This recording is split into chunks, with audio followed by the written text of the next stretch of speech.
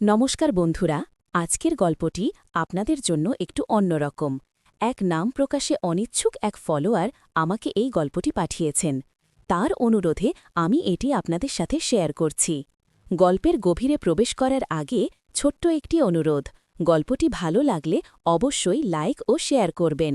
আর হ্যাঁ, গল্পের কোনো এক ফাঁকে আমি আমার ব্যক্তিগত ইমো নাম্বারটি দেব, তাই নাম্বারটি পেতে হলে পুরো গল্পটি মনোযোগ দিয়ে শুনতে হবে। কারণ এই নাম্বারটি কেবল তাদের জন্যই যারা আমার প্রতিটি শব্দকে অনুভব করতে চায়। আমাদের গল্প আজকের এই সাধারণ বাঙালি পরিবারকে কেন্দ্র করে, যেখানে সবাই যেন এক চেনা ছকে বাঁধা। বড় ভাই অর্থাৎ আমার স্বামীর নাম ছিল অরুণ। অরুণ একজন সরকারি কর্মচারী, সাদামাটা জীবন, একটু চাপা স্বভাবের। আমার নাম রমা। ছোট দেবর মানে অরুণের ভাই, তার নাম আকাশ। আকাশ ছোটবেলা থেকেই একটু অন্যরকম, যেমন চঞ্চল তেমনি প্রতিভাবান। গান বাজনায় তার অগাধ আগ্রহ। অরুণ আর আমার বিয়ে হয়েছে প্রায় 7 বছর। আমাদের দাম্পত্য জীবনে তেমন কোনো উত্থান পতন ছিল না, ভালোই চলছিল সব। অরুণ তার কাজে ব্যস্ত থাকত, আমি সংসার সামলাতাম। আকাশ আমাদের সাথেই থাকত, কারণ তার বাবা মা মারা গিয়েছেন অনেক আগেই। অরুণই তার সব। প্রথম প্রথম আকাশকে শুধু দেবর হিসেবেই দেখতাম, আমার দেবরের চেয়ে বেশি কিছু নয়। কিন্তু সময়ের খেলা বড় অদ্ভুত।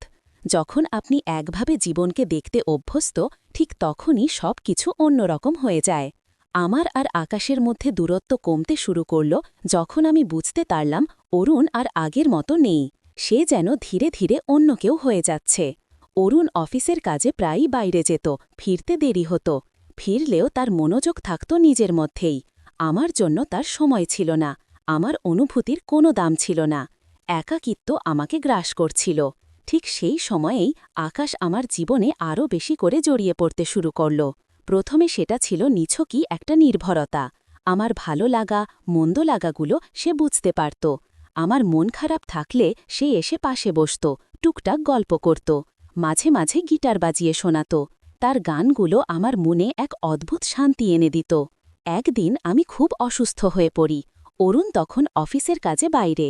আকাশ সারা রাত আমার পাশে জেগেছিল, আমার মাথায় জলপট্টি দিচ্ছিল, আমার খাবার তৈরি করে দিচ্ছিল। সেই রাতে আমি প্রথমবার আকাশের চোখে এক অন্যরকম অনুভূতি দেখতে পাই। সেটা ছিল কেবল দেবরের প্রতি শ্রদ্ধার চেয়ে বেশি কিছু। সেই ঘটনার পর থেকেই আমাদের মধ্যে এক অদৃশ্য দেওয়াল তৈরি হতে শুরু করে। দেওয়াল যা সমাজের চোখে অচ্ছেদ্য, কিন্তু আমাদের দুজনের মন তা ভাঙতে মরিয়া। ভয়, লজ্জা, অপরাধবোধ, এইসব অনুভূতির ভিড়েও এক তীব্র আকর্ষণ কাজ করতে শুরু করে। আকাশের চোখে আমি খুঁজে পেতাম সেই হারানো উষ্ণতা, যা অরুণের কাছ থেকে আমি পেতাম না। আমার একাকী জীবনে সে হয়ে উঠেছিল এক ঝলক আলো। আমরা দুজনেই জানতাম এটা পাপ, এটা অন্যায়, এটা আমাদের সম্পর্কের পরিধির বাইরে। কিন্তু মন সবসময় যুক্তির কথা শোনে না, বিশেষ করে যখন দুটি অসমাপ্ত জীবন একে অপরের সান্নিধ্য খোঁজে। আমাদের দেখা সাক্ষাৎ, কথাবার্তা সব কিছুই চলত খুব সাবধানে। যখন অরুণ থাকত না বা গভীর রাতে যখন সবাই ঘুমিয়ে পড়ত, তখন আমাদের এই গোপন অভিসার শুরু হতো। রাতের আধারে যখন চারপাশ নিস্তব্ধ, কেবল জোনাকিরা জ্বলছে বাইরে, তখন আমরা দুজনে এসে বসতাম বারান্দারে। আকাশ তার গিটার বাজাত আর আমি চুপচাপ শুনতাম। তার গানের সুর যেন আমার মনের সব জমে থাকা কথাগুলোকেই বের করে আনত। একদিন রাতে অরুণ আবার গ্রামের বাড়িতে গেছে তার এক বন্ধুর সাথে। তখন রাত প্রায় 2টো, বাইরে ঝিরিঝিরি বৃষ্টি পড়ছে।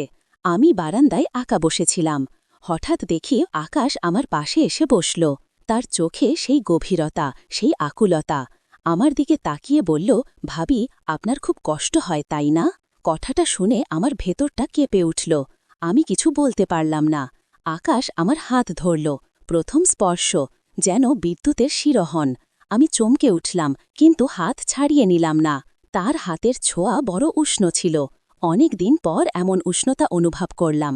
আকাশ আমার দিকে ঝুঁকে এলো, তার নিঃশ্বাস আমার মুখে এসে লাগল।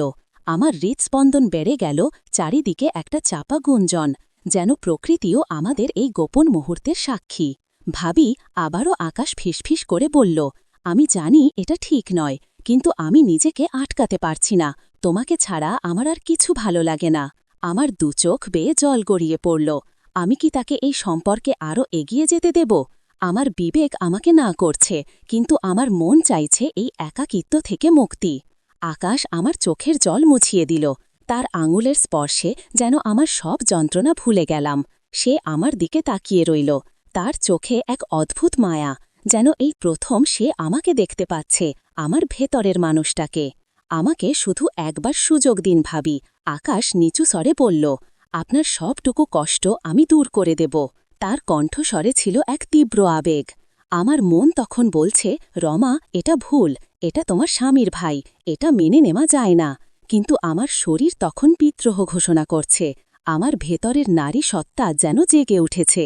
এক চাপা দীর্ঘশ্বাস ফেলে আমি আকাশের দিকে তাকালাম। আমার চোখে ছিল এক মিশ্র অনুভূতি, ভয়, আকাঙ্ক্ষা আর এক অজানা গন্তব্যের হাতছানি। আমাদের মধ্যে একটা নীরব বোঝাপড়া হলো। কথা হয়নি, শুধু চোখের ভাষায় সবটা প্রকাশিত হলো। আকাশ ধীরে ধীরে আমার দিকে আরও এগিয়ে এলো। তার ঠোঁট আমার ঠোঁটের খুব কাছে। আমার সারা শরীর কাঁপছে। এই মুহূর্তে আমি কি করব? একদিকে আমার নীতি, অন্যদিকে আমার হারানো সত্তা।